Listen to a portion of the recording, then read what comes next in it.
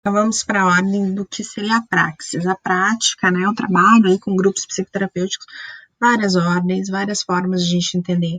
Não dá nem se a gente estivesse presencialmente, tá, queridos? Não tem como, ok? Como eu falei para vocês, a gente não está aprendendo nada, perdendo nada aqui de estar nesse ambiente virtual, esses processos de socialização e integração, quem sabe um pouquinho, mas essa questão de conteúdos, estamos conseguindo dar conta, sim.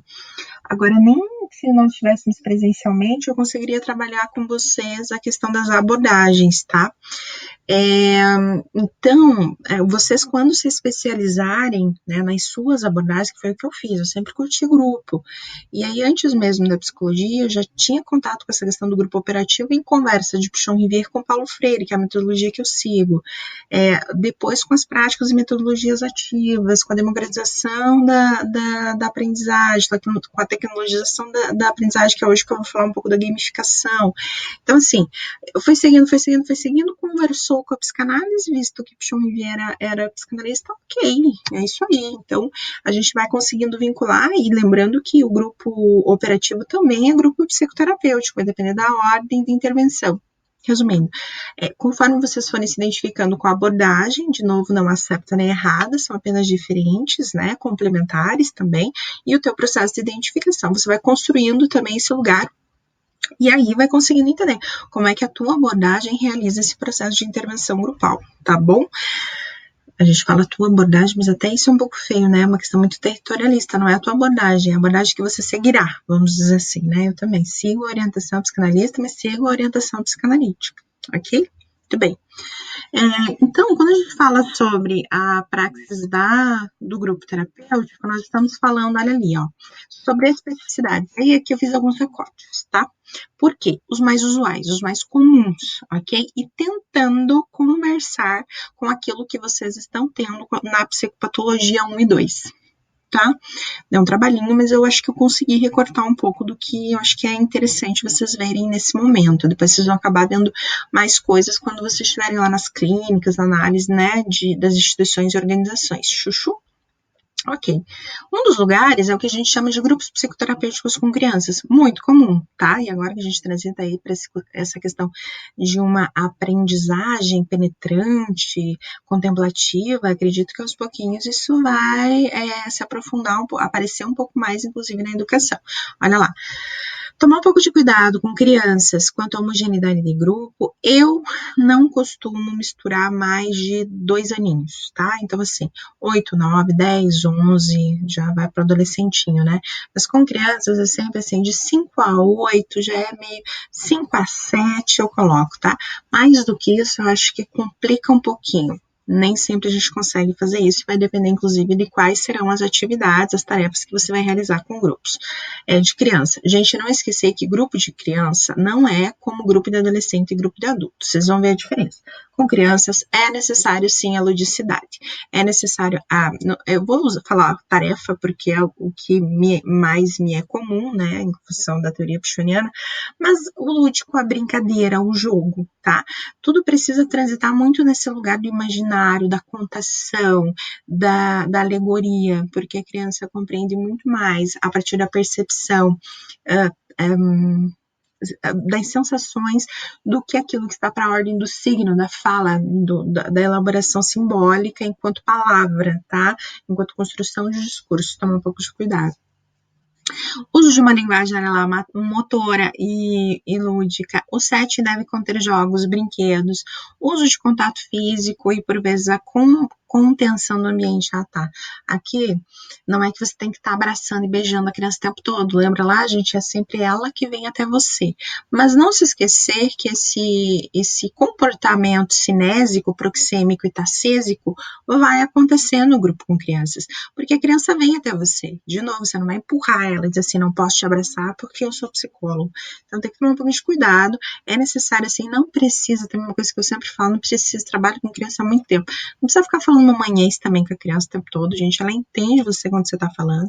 Mas ser gentil, ser doce, né? Tomar um pouquinho de cuidado, coisa muito simples que eu já percebi. Pessoas que têm o volume, não o tom, o volume de voz muito alto, às vezes a criança acha que você tá brigando com ela e você não tá.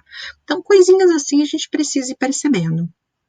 A contenção do ambiente é porque isso eu vivo muito nos grupos, já vivi muito.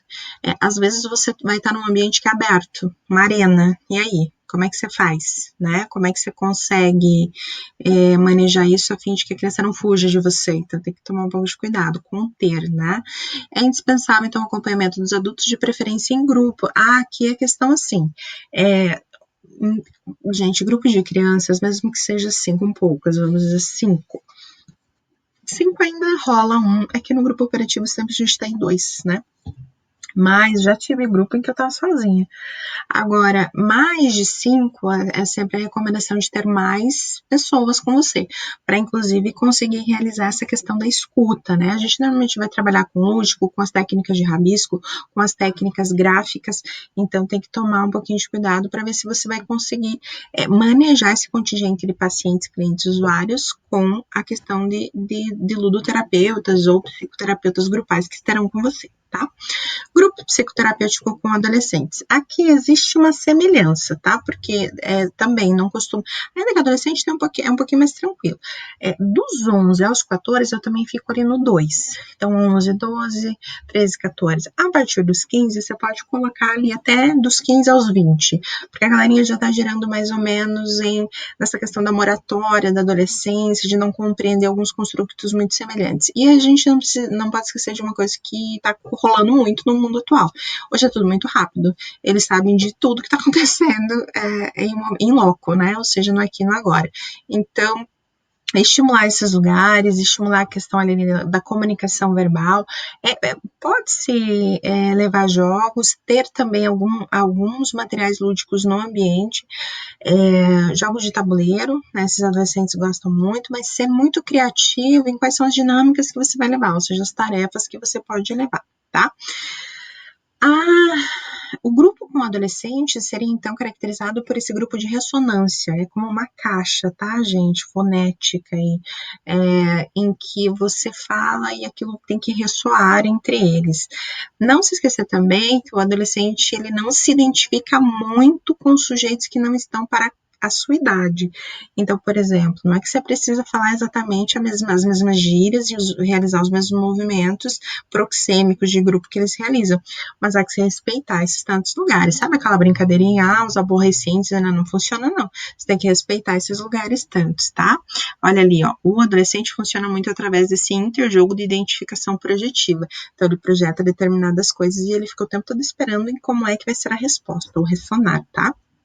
Psicoterapia de casal é considerada, sim, uma psicoterapia de grupo. Por quê? São 2 pessoas mais o psicoterapeuta, tá? Psicoterapia de casal não acontece somente na análise sistêmica relacional, ok? Ela pode ocorrer, inclusive, em todas as abordagens, tá? Aqui nós estamos falando sobre questões específicas de ordem conjugal, né, que atravessam outros construtos, como, por exemplo, a questão, não somente hoje, mas que a gente vem vivendo, né, nos últimos 70 anos, principalmente, a questão da emancipação da mulher, desse tratamento mais individualizado, equilibrado entre as partes, né, e quebrando um pouco o que a gente chamava, então, chama ainda, né, de ordem neurótica relacional, de ordem neurótica da relação, né, onde os sujeitos acabam por criar algumas ansiedades neuróticas paranoides aí, a partir dessa vivência da relação. O casal, então, ele vai se estruturar através de ordens diferenciadas, quando a gente fala sobre psicoterapia grupal de casal, e entre elas estaria a ordem afetiva, a ordem econômica, a ordem sexual e a ordem social. Quando a gente acolhe um casal, a gente precisa verificar, olha lá, de novo, essa questão de totalidade, né, do sistema que esse casal está vivendo. E a maior ou menor instabilidade ou estabilidade que esses sujeitos estariam vivendo, e também a questão de dependência e codependência dessa ordem. A psicoterapia familiar, de novo, lembrando que sempre transita também na questão das abordagens, né, gente? Se a gente está na psicanálise, eu também teria vários outros construtos aqui para falar. No behaviorismo, no TCC, no humanismo, então cada um deles também respeitando tudo isso, tá? E aí depois vocês podem buscar e se aprofundar um pouquinho mais. Psicoterapia familiar é considerada uma psicoterapia grupal também, e traz sempre, gente, essa questão de ordem sistêmica, analítica, comunicacional, tá? E, inclusive, é administrada muito, né, por essas ordens, ok? O maior cuidado do terapeuta de família tá, então, em permitir essa questão, né, de que ocorra a imersão do paciente, do sintoma que está presente naquela família. E aqui, lembra lá que em psicopatologia a gente fala muito que é o próprio paciente que fala sobre o sintoma, é ele que insere esse lugar significante do seu sintoma, né? Introduz esse lugar da significação, da simbolização. Pois bem, quando a gente vai estudar a psicoterapia familiar, nós precisamos entender que em cada família existirão sintomas, e os sintomas estarão para o lugar de algumas figuras parentais que participarão desse sistema. E aí a gente precisa nominar isso. Tal como na psicoterapia de casal, existem as ordens diferentes também, a social, a econômica, a de integração, de socialização, a sexual, porque afinal de contas pode existir determinados casais. Tudo isso interfere, então, nessa questão da codependência e da estabilidade e instabilidade, então, nesse sistema, tá? O terapeuta deve encarar a família, olha lá, ó, como uma produção coletiva, ok? Entendendo, né, que existe um sistema externo, um sistema interno dessa família, e também quais são as partes, quais são os sujeitos que fazem parte desse coletivo. A gente não deve atomizar a família, ou seja, esse não é o momento de entender esse sujeito de forma individualizada, porque afinal de contas o mais importante é entender ele dentro do sistema, mas também não deixá-lo de lado. Inclusive, em alguns momentos é importante encaminhar até para a psicoterapia individual, se assim for necessário. O terapeuta escolhe trabalhar, então, por um referencial, olha lá, teórico, uma abordagem, e aí vai instaurar o construto de família, tá? Não terá objetivo, então, de modificação desses comportamentos, aqui não é o objetivo, mas sim, olha lá, a resolução dos conflitos e principalmente o desenvolvimento de habilidades para que esses sujeitos consigam, então, desenvolver essas capacidades. Por exemplo, lá na psicologia organizacional, a gente diz assim, que os sujeitos desenvolvem as suas habilidades psicológicas, sociais, de comunicação e, por último, as suas habilidades o que a gente chama de habilidades em gerenciamento. Aqui é mais ou menos isso. Então, assim, como é que nós conseguimos desenvolver as nossas habilidades pessoais e, então, inserir isso na coletividade? É claro que aqui, essa comunicação que é muito mais intensa, porque, afinal de contas, os afetos são muito mais profundos, vamos dizer assim, né? Ok. Do ponto de vista da ordem sistêmica, e vamos entender sistêmica não como abordagem, mas que tudo é um sistema, tudo está para a ordem do sistema. A dinâmica familiar, olha lá, essencialmente deverá ser compreendida como várias partes, subsistemas, vamos dizer assim, componentes de uma realidade maior, mas que são interdependentes. Então, eu, Ana, sou um subsistema de um sistema muito maior, que é a minha família. Todas essas escolas teóricas, agora sim, a abordagem sistêmica relacional, a histórica, a psicologia analítica, a psicanálise, enfim, todas as escolas vão entender esses lugares, vão atribuir papéis, inclusive, a esses sujeitos que estão ali inseridos, tá? E como esses sujeitos se comportam, então, de forma individual e de forma integrada ao sistema. Muito bem. E aí aqui, gente, nós temos uma travessia, e aqui é bem complexo mesmo, porque aqui eu fiz, na verdade, esse enlaçamento com as psicopatologias, porque muitos de vocês têm muitas dúvidas, principalmente sobre os sujeitos que estão em CAPS, CRAS, CREAS, e como nós poderíamos trabalhar. E é só uma pincelada. Então, é assim, bem rapidinho, para vocês entenderem mais ou menos quais são, principalmente os cuidados que a gente deve tomar, tá? Mas, de novo, aqui é necessário, para entender o que é um grupo psicoterapêutico, entender primariamente a sua abordagem, ou seja, aquilo que estaria para a ordem da tua identificação e o que a técnica interventiva da abordagem fala. E aí, aqui eu trouxe a ordem, então, que a gente tem visto um pouquinho mais, que é a questão da ordem analítica e sistêmica, né, que traz essa questão da psicodinâmica dos sujeitos enquanto estrutura. E aí eu trouxe, então, essa questão dos sintomas principais, vamos dizer assim, ou dos pacientes que mais nos aparecem, então, principalmente CAPS, CRAS, CREAS, tá? E aí eu trouxe exemplos, tá? Pra gente tratar, falar um pouquinho, depois, como eu falei, a gente pode criar cursos de extensão em que eu consiga me aprofundar um pouquinho mais sobre isso, beleza? Ok, então aqui eu começo falando sobre os pacientes somáticos que transitam então nessa questão da neurose histérica ou sintoma conversivo, né, como é tratado também. E aí, aqui nós trazemos a questão de um rompimento, né, em determinada medida com a questão dessa realidade, a ausência da questão do nome, da nomeação e por consequência, por ausência muitas vezes essa questão da verbalização, o mal-estar e os conflitos, né, pessoais, interpessoais, que acabam causando grande sofrimento, então, para essas pacientes. A conversão, então, acaba ocorrendo no que a gente chama de via corporal, cinésica, tá? Mas também ocorre nesse processo, então, de enlaçamento com o outro. Em tratamento individual, esses pacientes frequentemente abandonam o tratamento, olha lá, porque apresentam uma forte resistência à mudança, a mudança em grupo terapia. O grupo se constitui, aqui é importante, holding, lugar que detém o poder de mudança. Holding, inclusive, é um termo cunhado por Winnicott, né, na psicanálise, e ele vai falar sobre esse campo de desenvolvimento do sujeito, o qual permite que se crie um espaço mútuo e rico de trocas, além de servir de estímulo para os pacientes. Então, para os pacientes que estão para essa ordem do sintoma conversivo corporal, da neurose histérica, nós apresentaríamos a possibilidade, então, de um grupo como um holding, ou seja, um lugar de experienciação, na verdade, assim, de vivência de uma corporeidade diferenciada e principalmente a partir da identificação com o outro, uma possibilidade de significação e nomeação daquilo que está para o lugar do mal-estar e do sofrimento. O objetivo do grupo é permitir, olha aqui, o emergente, a ponto de que esse sujeito passe a falar sobre os conflitos vividos, e não somente como catastróficos, como cataclísmicos, fim de mundo, né? Mas sim liberando, vamos dizer assim, aquilo que estaria então para a ordem do reprimido, olha ali, para a ordem da repressão e da negação, tá?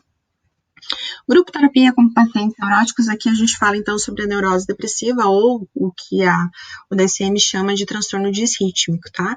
O grupo terapêutico, então, com pacientes depressivos, ele está para uma, e aqui eu quero que vocês consigam diferenciar isso comigo. Galera,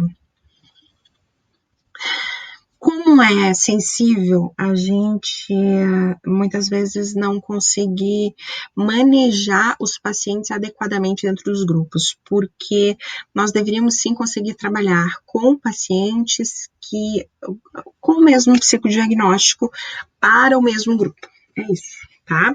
Mas normalmente não é isso que acontece. Então, assim, o que a gente precisa fazer? Encontrar mecanismos e estudar. Estudar, principalmente porque em momentos de conflito e onde vão ocorrer essas apresentações sintomáticas, a gente consiga intervir de forma mais assertiva, tá? De novo, sempre a questão do acolhimento.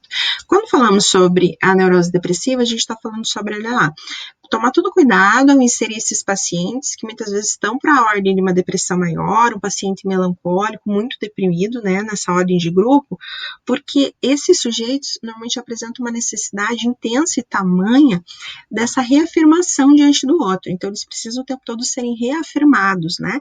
E aí é muito... Para eles é muito preocupante que o seu desempenho, então, frente à tarefa, ao discurso, às mobilidades grupais, seja satisfatória para o outro, porque, de novo, esse sistema dele já está para uma ordem sensível, né, fragilizada. Então, olha lá, muitas vezes há a necessidade de que toda a atenção esteja para ele, ok? Pode acabar se sentindo marginalizado, alienado dos problemas dos demais, acaba não prestando atenção no que o outro está falando, né? O outro pode acabar se vitimizando em demasia, né? Então, eu sou a vítima do mundo. E aí, como é que a gente consegue trabalhar com todos esses blocos? O meu conselho é tomar todo o cuidado com os psicodiagnósticos, então, que você vai inserir dentro desses grupos, e principalmente conseguir construir um contrato e recontratar o tempo todo com esses sujeitos, e principalmente com essa questão da neurose depressiva, manter uma organização sistêmica do que vai ser o grupo naquele dia e de como esse grupo vai acontecer durante o processo. Estar o tempo todo devolvendo, falando isso então para o paciente, tá? E aí, aqui eu coloco, né, essa questão do círculo vicioso, né, da carência, da agressão, da culpa, da descrença, ok? E aí tomar um pouquinho de cuidado com isso, ser sensível, então é a isso. Isso pode causar, inclusive, essa questão de que o sujeito, tentando sobreviver no processo grupal, ele acabe sendo agressivo com os outros sujeitos por inveja, ciúme, né, mal entendidos. Aí entra muito a capacidade de desenvolvimento de habilidades desses sujeitos na comunicação, né, eles entenderem quando um fala, o outro escuta, a questão do ruído comunicacional. Por isso que eu digo para vocês que mais importante, muitas vezes, que desenvolver essa questão inicialmente do sintoma é desenvolver as habilidades deles, inclusive no ato comunicativo, né? Habilidades sociais e de integração e socialização, habilidades psicológicas de entender o que está acontecendo consigo, para daí, quem sabe, conseguir falar e nominar aquilo que está para a ordem do sintoma, tá? E aí aqui a gente tem a questão dos psicóticos. Eu vou fechar o vídeo e aí eu vou começar outro vídeo para não ficar muito pesado, belezinha?